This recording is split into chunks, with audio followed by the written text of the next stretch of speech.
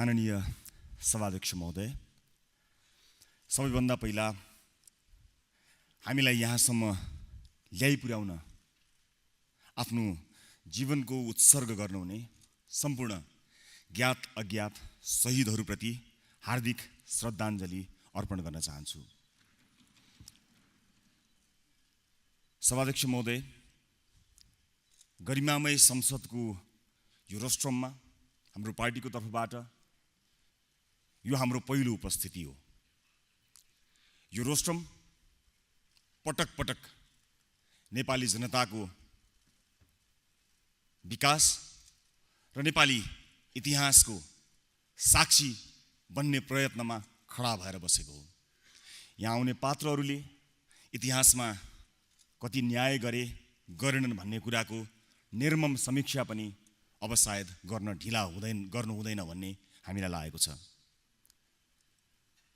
विशेष गरेर म यो गरिमामय संसदमा उपस्थित हुन सक्ने हैसियत प्रदान गर्नुहुने देशैभरिका हाम्रा सम्पूर्ण मतदाताहरूलाई विशेष धन्यवाद दिन चाहन्छु, त्यो जिम्मेवारी दिएर यहाँहरूले पठाइदिनु भएकोमा। अनि एउटा विशेष धन्यवाद हाम्रो दललाई देशकै सबैभन्दा बढी मतान्तरमा विजयी गराउने चितवन 2 का सम्पूर्ण मतदाताहरूलाई पनि म यसै अवसरमा धन्यवाद दिन चाहन्छु। गरिमामय यो संसदको समयलाई खेर फाल्न चाहन्न, त्यसैले केही महत्त्वपूर्ण कुराहरू राख्न चाहन्छु। सभाध्यक्ष महोदय, पार्टीका रूपमा एउटा नयाँ पार्टीको उदय नेपालको राजनीतिको इतिहासमा त्यति ठुलो कुरा होइन होला, तर जुन समयावधिभित्र हामीले विश्वास प्राप्त गरेका छौँ, त्यो विश्वास एउटा दललाई अथवा त्यस दलका कुनै उम्मेदवारलाई कसैले दिएको मत मात्र होइन, यो मुलुकमा अब परिवर्तन आवश्यक छ भनेर नेपाली जनताहरूले बजाएका घन्टीको ध्वनि हो। यो ध्वनिलाई यो सम्मानित संसदले सुन्नेछ र सिङ्गो देशले सुन्नेछ र यो संसदले नेपाली जनताको हितका लागि र यो मुलुकको हितका लागि त्यसलाई सदुपयोग गर्नेछ भन्ने कुरा म विश्वास राख्न चाहन्छु। सभाध्यक्ष महोदय, हामीलाई लाग्ने गरेको एउटा स्याबासीसँगै को लान्छना भनौँ अथवा शङ्का भनौँ कि तपाईँहरूले प्राप्त गर्नुभएको मत, यो मत निराशाको मत हो भन्नुभएको छ, तर म यसलाई निराशाको मत होइन, म यसलाई नेपाली जनताले दिनुभएको आशाको मत भन्न चाहन्छु। यो आशाको मत हो। यो आशाको मत केवल हाम्रो दलका लागि मात्र होइन, यो आशाको मत सम्पूर्ण राजनीतिक दलहरूमाथि फेरि पनि गरिएको आशाको मत हो। म त्यसै गरी सबैलाई बुझ्न पनि अनुरोध गर्न चाहन्छु। नेपाली जनताले यसपटक जानेर नजानेर असाध्यै राम्रोसँग मतदान गरेको हामीले पाएका छौँ। हामी जस्ता नयाँ राजनीतिक दललाई पनि नमातिने गरी त्यति सङ्ख्यामा मत दिनुभएको छ र पुराना राजनीतिक दलहरूलाई पनि अब त सच्चिनुपर्छ होला है भन्ने गरी घटाइदिनु भएको छ। त्यस कारणले यस अर्थमा पनि सचेत गराउने गरी आएको यो मतलाई हामीले स्वागत गर्नुपर्दछ भन्ने म ठान्दछु। जनमत अनुसारको सरकार बनेको कुरा पटक पटक सम्माननीय प्रधानमन्त्रीज्यूले भन्नुभएको कुरा म यहाँ स्मरण गर्न चाहन्छु। यसपटक आम नेपाली जनताले जस्तो जनमत दिनुभएको थियो त्यही जनमत अनुसारको सरकार बनेको छ। हुन त लामो समयदेखि मुलुक प्रतिपक्षविहीन भएको कुरा चुनाव अगाडि हामीले उठाउँदै आएका विषय हुन्। प्रतिपक्षविहीन भयो संसद पनि भन्ने अनि मौका पाउनासाथ सरकारमा प्रवेश गरिहाल्ने भन्ने प्रश्न पनि हामीमाझ उब्जिएको छ, तर वास्तविकता त्यस्तो होइन। यसपटक नेपाली नागरिकले दिएको मत त्यसलाई सम्मान गर्दै साझा न्यूनतम कार्यक्रम मार्फत सम्बोधन गर्ने गरी जसरी सरकार बनेको छ त्यो नै जनमतको सच्चा कदर हो, जनमतको सम्मान हो भन्ने हामीलाई लागेको छ र त्यसै अनुसार यसपटक सरकार बनेको मैले ठानेको छु। सभाध्यक्ष महोदय, न्यूनतम साझा कार्यक्रम मार्फत हामीले कम्तीमा पनि जनजीविकाका सवालमा निर्मम भएर अगाडि बढ्ने जुन एउटा बाचा गरेका छौँ त्यसलाई इमानदारीका पूर्वक हामीले सम्पन्न गर्न सक्यौँ भने जनताले महसुस गर्ने गरी परिवर्तन यो देशमा आउनेछ भन्ने कुरामा हामी निर्धक्क भएका छौँ र यो न्यूनतम साझा कार्यक्रमले जनजीविकाका सवालमा खरो भएर काम गर्नेछ, जसको सार्वजनिकीकरण हामी केही छोटो समयावधिभित्र नै गर्ने तयारीमा रहेका छौँ। सभाध्यक्ष महोदय, संसद प्रतिपक्षको हो। प्रतिपक्ष दलले रचनात्मक रूपमा सुझाव सल्लाह दिन सकेको खण्डमा सरकारले त्यो खबरदारीलाई आत्मसात गर्दै जनताको चाहना अनुरूपको कार्यहरू गर्न अगाडि बढ्दछ। म यो अपेक्षा पनि गर्दछु कि प्रतिपक्षीय दलबाट अड्काउने होइन सघाउने काम हुनेछ भन्ने कुरा पनि म आशा गर्न चाहन्छु। सबैभन्दा महत्त्वपूर्ण कुरा हामी जस्ता नयाँ राजनीतिक दलको आगमनको कुरा हो। यो आगमन जनताले एउटा अपेक्षा गरेर गरिएको आगमन हो। त्यो अपेक्षामा यदि कुनै कारणले कुठाराघात भयो भने एउटा चरम निराशामा मुलुक जानेछ। यस कुराको हेक्का हामीलाई छ र सम्पूर्ण राजनीतिक दलहरूलाई पनि छ होला, नभए पनि भयो होला भन्ने मैले अपेक्षा गरेको छु। यसअगाडि यो मुलुकमा भएका तमाम बेथितिहरू त्यसको जवाफदेहिता नेपाली जनताले खोजेका छन्। आज संविधान प्राप्त भइसकेपछि दोस्रो पटकको यो संसद अधिवेशनको यो पहिलो दिनमा हामीले भन्नै पर्छ, वर्षौंदेखि भ्रष्टाचारका विभिन्न काण्डहरू मच्चाएको र जनता निराश भएको अवस्थामा के अबको संसदले त्यो भारी फेरि बोकिरहन्छ कि त्यो भारीलाई बिसाउँछ र भ्रष्टाचारका पुराना सम्पूर्ण फाइलहरू खोल्नका लागि ऐक्यबद्धता कायम गर्छ।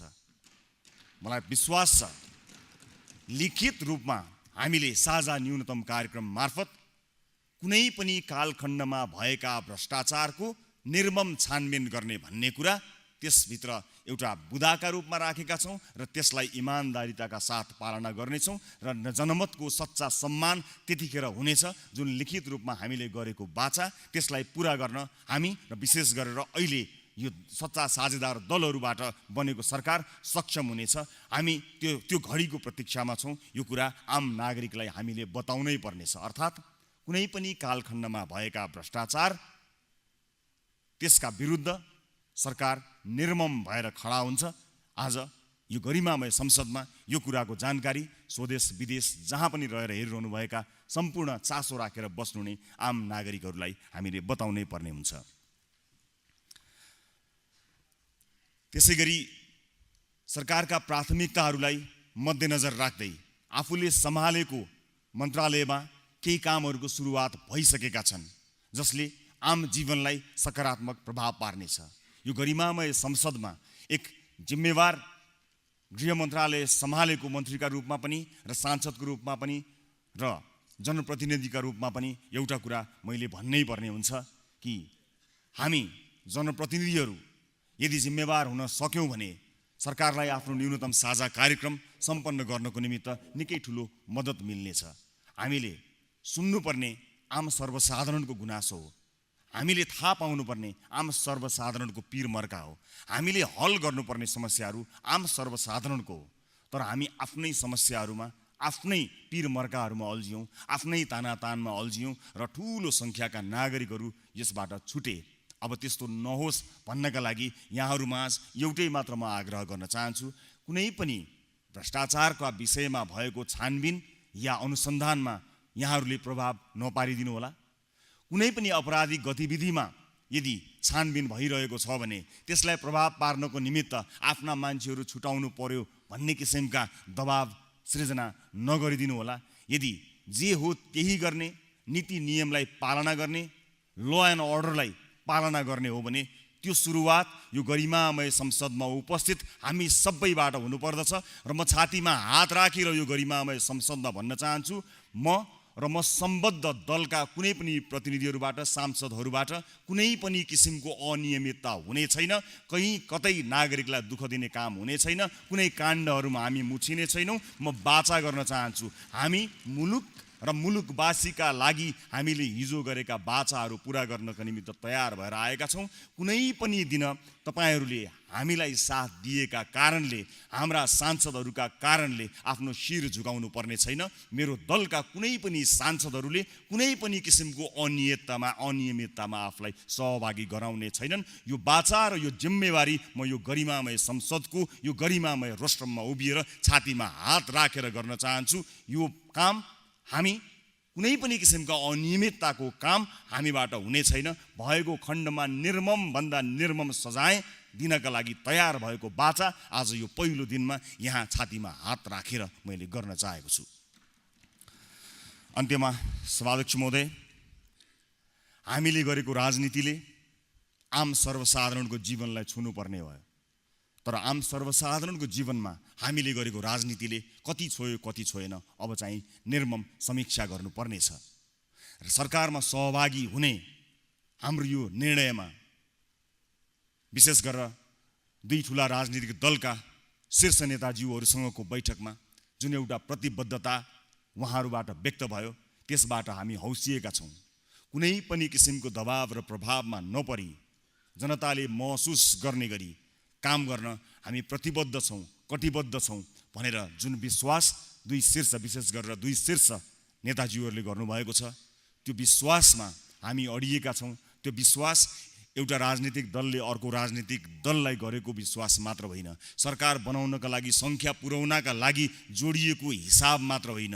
यो हिसाब नेपाली जनताले खोज्नेछन् र त्यो हिसाब नेपाली जनतालाई बुझाउनको निमित्त यसपटक कुनै कसर बाँकी राख्ने छैनौँ भनेर शीर्ष नेताज्यूहरूबाट जुन वचनबद्धता आएको छ, विश्वस्त छु यो वचनबद्धताले काम गर्नेछ र नेपाली नागरिकले महसुस गर्न सक्ने गरी सरकार अगाडि बढ्नेछ। यस अर्थमा सरकारमा हाम्रो सहभागिता त्यस अर्थमा रहेको छ, त्यो प्रतिबद्धताका लागि रहेको छ र हाम्रो तर्फबाट कुनै कमजोरी यो प्रतिबद्धतामा आएको खण्डमा सरकारमा या पदमा लोभमा टाँसिरहने छैनौँ। यो बाचा पनि म सम्माननीय प्रधानमन्त्रीज्यूलाई यहीँबाट गराउन चाहन्छु।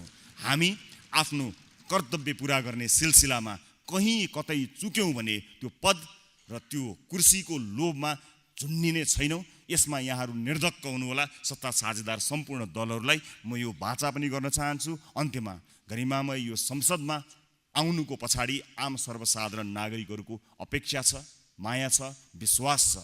त्यो विश्वासको दियोलाई हामी कहिल्यै निम्न दिने छैनौँ। चाहे जतिसुकै ठुलो आँधी हुरी आओस्, त्यो दियोलाई बालिराख्नेछौँ, जोगाइराख्नेछौँ, तबसम्म जोगाइराख्नेछौँ जबसम्म हामीले आम नागरिकलाई गरेको बाचा पुरा गर्न सक्दैनौँ, तबसम्म हामी यसलाई जोगाइ नै रहनेछौँ। यो संसदको कार्यकाल मात्र होइन, सरकारको कार्यकाल पनि पूर्ण रूपमा सफल हुनेछ भन्ने कुरामा विश्वस्त हुने र त्यसमा आफ्नो तर्फबाट इमानदार योगदान दिने बाचा गर्दै यहाँबाट बिदा हुन्छु। नमस्कार।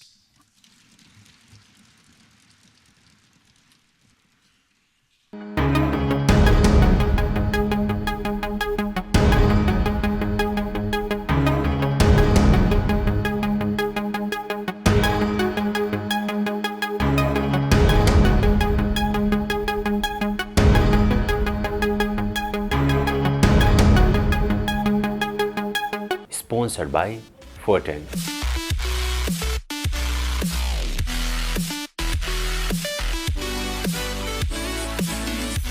Banking partner. मध्ये सबैभन्दा बेस्ट एनआईसीएसियाको बचत खाता, यो हो सर्वश्रेष्ठ, यो हो सर्वश्रेष्ठ। Supported by O2 Studio. उत्कृष्ट रेकर्डिङको लागि O2 स्टुडियो, कपुधारा, काठमाडौँ। सम्पर्क 98 62 62 2558। Supported by ShareHub. Educational partner, Emperor Education Network.